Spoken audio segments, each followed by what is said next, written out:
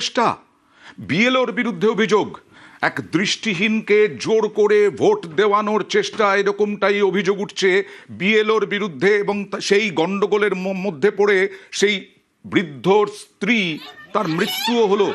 বিএলওর বিরুদ্ধে প্রভাব খাটানোর অভিযোগ পরিবারের। রায়গঞ্জের মারাইকুড়ার ঘটনা, ব্যাপক উত্তেজনা।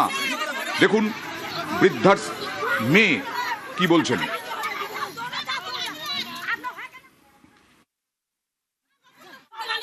বলছে কি আমি এনাকে ভোট দিতে লাগবে, না দিলে এদেরকে তুলে নিয়ে যাবে। আমি দিব, আমার মা অসুস্থ, দেখতে পাই না। বলছে না ওনাকে দিতে হবে, ওনাকে না দিলে আমি ওদেরকে উঠিয়ে নিয়ে যাবো। ওরা অফিসার গুলা বলেছিল, আমার দাদাকেও থাকতে দেয়নি, আমাকেও থাকতে দেয়নি। ওই ভয়ে তো আমার মা স্ট্রোক করে মারা গেছে।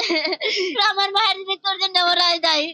ওদেরকে আমার মাকে ফিরাই দিতে বলুন, না আমি সুপ্রিম কোর্টে কেস করবো।